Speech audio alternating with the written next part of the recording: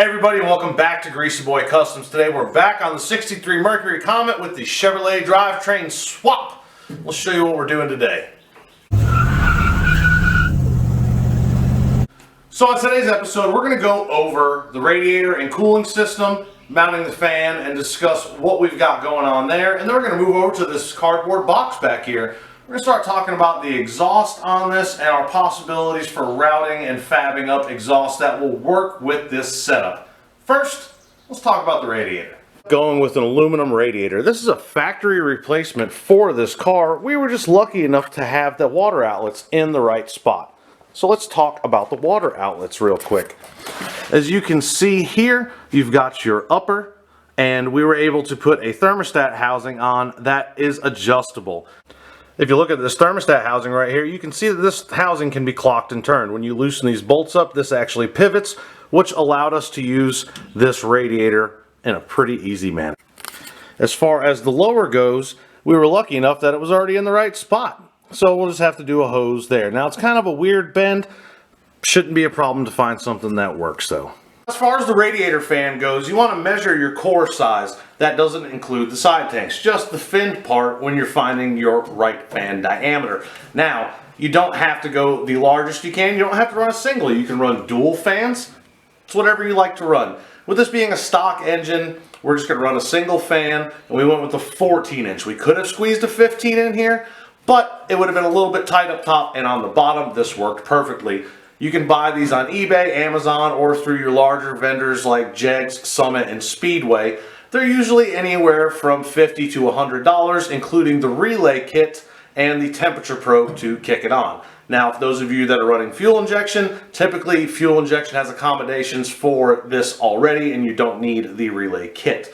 There's just two wires on here that can be reversed. If you hook it up one way, it flows this direction. You hook it up the other way, it flows that direction. You want to make sure it's flowing towards the engine. If you have it blowing this way, you'll run into some overheating issues. Pay attention to that. It's an easy fix. If you get it wrong, you just swap the wires. As you can see, real estate in between the strut tower and the engine where the exhaust manifold bolts is pretty slim. So, without modifying these, we're going to have to make our own exhaust. Now, these can be removed. They do sell kits to eliminate shock towers, and typically it's a Mustang 2 front suspension that goes under there, which honestly would work perfectly, but that's an extra cost, and we're trying to do this on a budget. So we're trying to save as much money as we can without creating too much extra work. Stock manifolds would not fit in here. I tried several different types of stock Chevrolet manifolds, and they just wouldn't fit without really hacking this all to pieces. And unfortunately, because of the important suspension components that bolt to this tower, we can't modify it too much.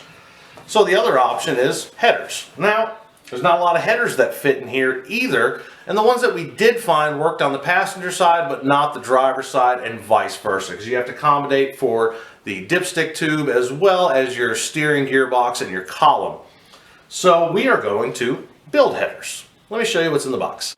So in this kit from Speedway, it comes with two very nice thick pre-cut flanges. It also comes with your nice exhaust gaskets and several different pre-bent pipes. And this is what we're going to use to make our header kit.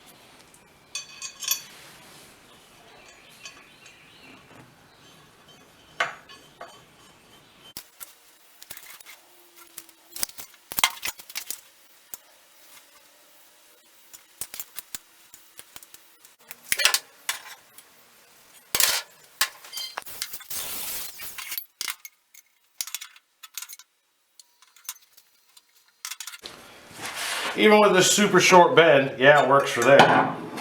And we can probably make it work there, but that's going to be a problem right there. We'll have to get creative. Oh, hey there. Don't mind me. We're just adjusting the header pipe with the hammer. As you can see here, we made the rest of our pipes. This kind of looks like a Lakester header. So we're going to connect this top pipe, and then we'll curve it down at the end. So we took the plasma cutter and cut holes in here. You can do it with hole saws. That's fine too. You're going to get it fit in. Now some of you may be wondering, Dan, what about the flow? Well, if you ever looked at a stock exhaust manifold on these, they really don't flow that well. They're blocky and square, and there's really not good direction. Is this optimal? No. But this is a bone stock engine. We're not racing it. It's going to be fine for what we're doing. One thing you could have done differently here is we could have turned the pipes to go at an angle so they actually flow out that way. That's perfectly fine too, but with the clearance issues we had, this is what we're going with. So we're going to go ahead and get this welded up. Make sure, just like with sheet metal, don't go too crazy welding it because it may warp. Clamp it to a table, clamp it in place, weld it, let it cool, or weld it on the car if you want to, if you can. We're going to go ahead and get this tacked up and then get it test fitted. And as you can see here, we've got one of them welded up and installed. Everything is clearing and working fine. Now let's talk about the header wrap. There are several different types. There's the cheapo stuff that kind of flakes off and falls apart after a while. Usually it's like a white color. This black stuff works pretty good, and they have the titanium stuff as well. Usually on the package it'll tell you what temperatures it is good up to. Keep in mind that some of it does discolor if it's dark like this, which is not a huge deal with this car. Also, wear rubber gloves. I know it doesn't look cool, but you'll thank me later. And take it, throw it in some water. You'll thank me for that later too. As you're wrapping it around the pipe and twisting it, it'll help with its wet to make a tighter wrap. Make sure you use stainless steel, either hose clamps or the pull-tight straps to secure it to the pipe. But while you're doing it, I advise that you just use zip ties until you get it in place and done, because you may have to unwrap it and redo a section. We're going to go ahead and start wrapping this header. I usually like to start at the very front cylinder and work my way back, and then we'll zoom in and I'll show you on the pipe what I'm talking about with the twisting and getting it wrapped around. Around the pipe, pull it tight, try to keep your overlaps even. You're not always going to keep them perfect, but grab it and twist it as you're going. And it's nice to have it either clamped in a vise, or you can even mount it on the vehicle or screw it to a wall is another method I've seen people use. And same thing, just keep pulling it tight and wrapping it. And when you get to the end, clamp it off really well so it doesn't go anywhere. Like I said, you may have to go back and unwrap it a little bit and redo it. When doing the corners and near the ends, there's a million different methods. Just try. Some people crisscross like I did here. Some people run an individual piece, and another individual piece, and then they tie them together underneath. It's completely your preference. Play around with it. It's not going to hurt it to unwrap it and redo it again. And there we go. We got the header wrap done. Still have the zip tie in place. We'll go back and put the stainless steel straps on later. Everything clears. Nothing's hitting. We've got it run out the back, and we've got more than enough room to run a Y-pipe or true duals, one out each side, once we get it done. The only trouble we're going to have on this side is making it through a tight spot with the steering column in the way, but it'll still be not that bad. The last item on today's list we're going to talk about is this center link. Now, if you remember in the last video, we removed this because it was hitting the engine and it was in the way. Now, this is the center link that goes between the driver and passenger side for the steering, so we have to put it back in. However, these ends are tapered, and with it being tapered, it was like this. We can't just flip it on the bottom for the spacing because it won't fit. And if you just drill it out, then it's going to be sloppy in there. So we opted for another solution, and that's to make our own center link bar. Now what we did here is we have a piece of 3/4 tubing, and we ordered 1/2-inch Heims and bungs that we're going to weld in here, and then we're going to drill out the corresponding holes on the steering with a 1/2 inch straight through, and we'll be able to space this accordingly to make it work. Let's go ahead and show you how we make sure we're ready to weld this up, and then we'll get this welded up and test fit. If you look at the pipe, we have a little bit of a bevel on the pipe, and we also allowed a little bit of a gap. This is going to allow full penetration when we weld it. We like to remove our Heims while we're welding it. Again, you don't have to use Heim joints. You can use a thread-in tie rod style end, because this bar does not need to be adjustable if you have it locked in the right length.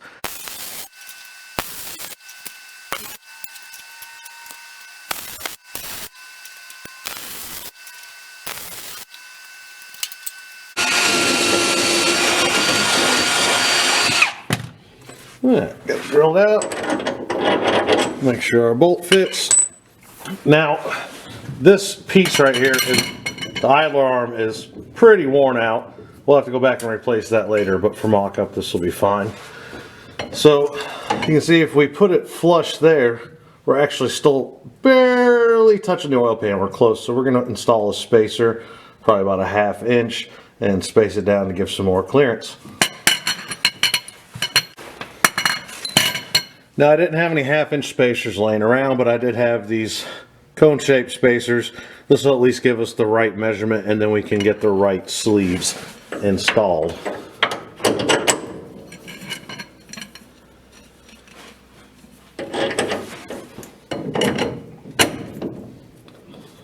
Alright, so now we know where that needs to be. We know that we need a little bit longer bolt, and the spacer's about that length. Go ahead and get this bolted in, get some new spacers in there, and then I'll be all done. Well, that's going to wrap it up today on the Mercury build. Got some good progress done with the exhaust, the steering link, and the radiator and fan installation. If you have any questions about anything that I did today or any of the products that I use, please feel free to reach out to me. You can contact us right here through our YouTube video by leaving a comment below. You can also message us at greasyboycustoms@gmail.com or visit the website greasyboycustoms.com. Also, we're available on just about every social media site. We've got a lot of great projects coming up on this car in the future. We still have to take care of the fuel system, new fuel tank, repairs in the floor, checking the rest of the steering and suspension, brakes, plumbing, wiring. There's going to be a lot of good stuff. So make sure you stay tuned for future videos. Until next time, happy hot rodding.